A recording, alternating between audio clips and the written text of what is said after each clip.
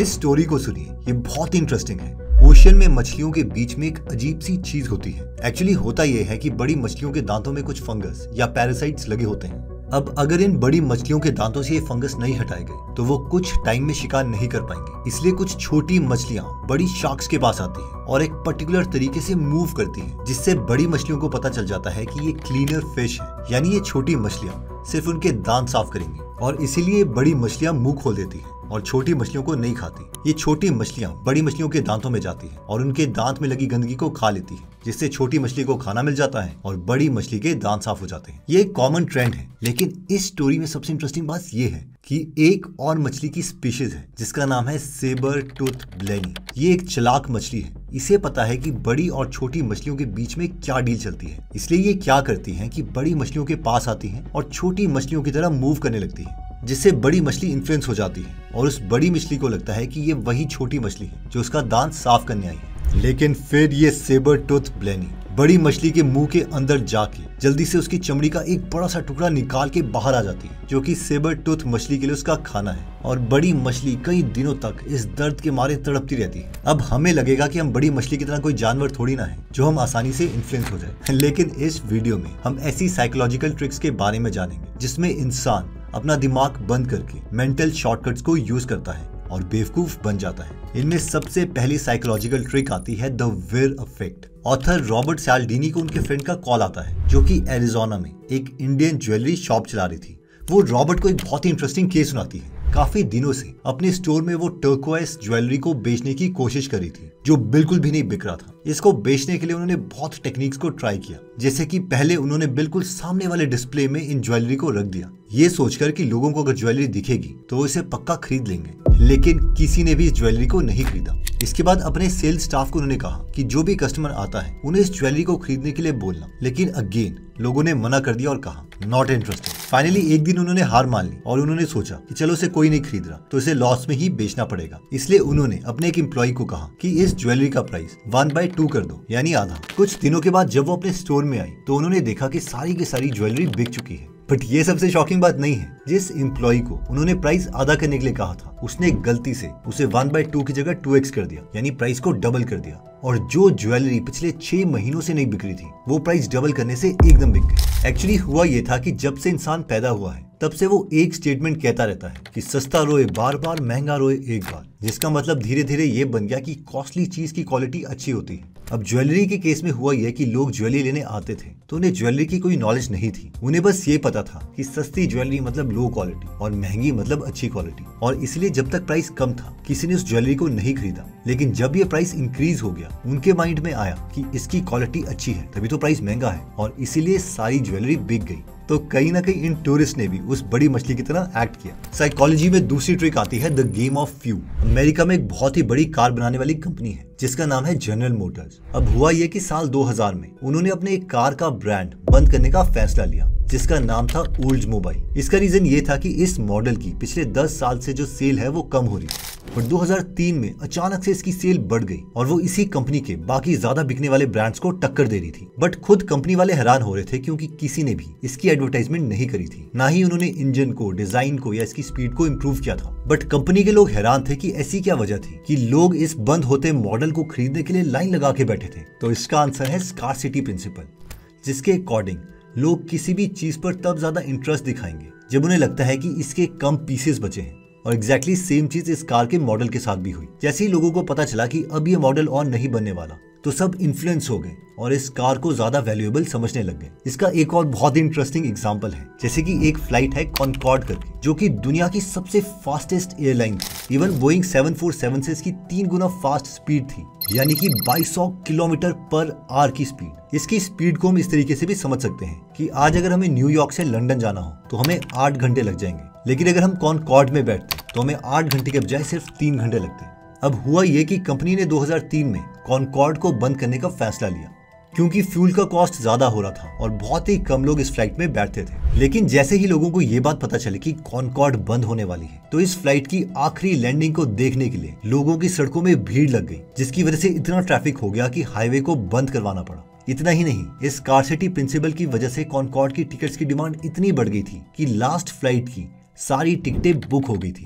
Influence करने के लिए नेक्स्ट ट्रिक आती है हेड स्टार्ट स्ट्रैटेजी। एक कार वॉश कंपनी ने अपने 300 कस्टमर्स को लॉयल्टी कार्ड्स डिस्ट्रीब्यूट किए और उन्हें बताया कि हर बार जब भी वो कार वॉश करवाएंगे तो उनके कार्ड में एक स्टैंप लगा दिया जाएगा और जब 8 स्टैंप्स लग जाएंगे यानी 8 कार वॉश कंप्लीट हो जाएगी तो कंपनी की तरफ से उन्हें एक फ्री में कार वॉश प्रोवाइड की जाएगी। अब कंपनी ने 300 कस्टमर्स को अलग अलग कार्ड्स दिए। पहले 150 लोगों को तो सिंपली वही कहा था कि आप 8 कार वॉश करवाओ और आपको एक फ्री कार वॉश मिल जाएगी, लेकिन बाकी 150 लोगों को कहा कि हमने आपको हेड स्टार्ट दिया है, यानी इनमें 2 स्टैंप्स पहले से ही लगे हुए हैं और आपको टोटल 10 स्टैंप्स चाहिए एक फ्री में कार वॉश करवाने के लिए। यानी देखा जाए तो दोनों ही टाइप ऑफ कार्ड्स में कस्टमर को 8 ही स्टैंप्स चाहिए एक फ्री कार वॉश करवाने के लिए। कुछ महीनों के बाद जब कंपनी ने इन सारे कार्ड्स को रिव्यू किया तो उन्होंने देखा कि 10 स्टैंप्स वाले कार्ड्स जिनमें लोगों को हेड स्टार्ट दिया गया था वो ना सिर्फ बाकी 8 स्टैंप्स कलेक्ट करने के लिए 8 कार वॉशेस कंप्लीट कर रहे थे, बल्कि वो पहले से भी ज्यादा और जल्दी कार वॉश करवा रहे थे, सिर्फ इसलिए ताकि 8 बार कार वॉश कंप्लीट करने पर उन्हें एक फ्री में कार वॉश मिल जाए। वहीं दूसरी तरफ जिनको 8 स्टैंप वाले कार्ड्स दिए गए थे यानी उन्हें 0 से स्टार्ट करना था, उस ग्रुप के बहुत ही कम लोग थे जो उसी कंपनी से कार वॉश करवा रहे थे। साइकोलॉजी में से हेड स्टार्ट स्ट्रैटेजी कहा जाता है, मतलब लोगों को एक पर्टिकुलर टास्क देने से पहले अगर हम उन्हें एक प्रूफ देते हैं कि उन्होंने ऑलरेडी 10 या 20% प्रोग्रेस कर ली है तो बहुत ज्यादा चांसेस है कि वो उस टास्क को कंप्लीट करेंगे। इसके लिए कई ऑथर्स जानबूझकर इस स्ट्रैटेजी को यूज करते हैं और आप भी इसे यूज कर सकते हैं। फॉर एग्जाम्पल इमेजिन कीजिए कि आप एक ऑथर हैं और आज आपने जितना भी कंटेंट अपनी बुक के लिए लिखना था वो लिख चुके हैं। तो आप क्या कर सकते हो कि अगर आपको पता है कि आज आपने लास्ट 3 पैराग्राफ्स कौन से लिखने हैं तो उसे आज मत लिखो, उसे कल लिखना। इससे होगा ये कि अगले दिन आप उन 3 पैराग्राफ्स को लिखने के लिए अपना लैपटॉप खोलोगे और उसे जल्दी से लिख दोगे, जिससे आपको हेड स्टार्ट मिल जाएगा और बहुत चांसेस हैं कि इन 3 पैराग्राफ्स को लिखने के बाद आप ज्यादा मोटिवेटेड फील करोगे बाकी पैराग्राफ्स को लिखने के लिए। नेक्स्ट साइकोलॉजिकल ट्रिक कहती है कि मोर क्रिएट्स कंफ्यूजन। रिसर्चर्स ने अलग अलग कंपनी में काम कर रहे 8 लाख एम्प्लॉइज को स्टडी किया। इन सारी कंपनीज में से आधी कंपनीज अपने एम्प्लॉइज को 59 रिटायरमेंट ऑफर प्लान कर रही थी, जबकि बाकी आधी कंपनीज अपने एम्प्लॉइज को सिर्फ 2 रिटायरमेंट ऑफर प्लान करी थी। जब इन सारे एम्प्लॉइज को स्टडी किया तो पता चला कि जो कंपनीज अपने एम्प्लॉय को 59 स्कीम्स ऑफर करी थी उन सारे एम्प्लॉय में से सिर्फ 60% एम्प्लॉय ही कोई ना कोई रिटायरमेंट प्लान ले रहे थे, लेकिन जो कंपनी सिर्फ 2 रिटायरमेंट प्लान ऑफर करी थी उनमें 75% एम्प्लॉइज रिटायरमेंट प्लान ले रहे थे। इसी पॉइंट को प्रूव करने के लिए इन्हीं रिसर्चर्स ने एक और एक्सपेरिमेंट किया। ये बड़े सुपरमार्केट में गए और उन्होंने वहां पर एक छोटा सा जैम का स्टॉल लगा दिया और उसके बाहर एक डिस्प्ले बोर्ड लगाया जिसमें वो 24 फ्लेवर्स को ऑफर कर रहे थे और इसके कुछ दिनों के बाद उस बोर्ड को बदल दिया और उस बोर्ड में लिखा कि अब हमारे पास सिर्फ 2 ही जैम के फ्लेवर हैं।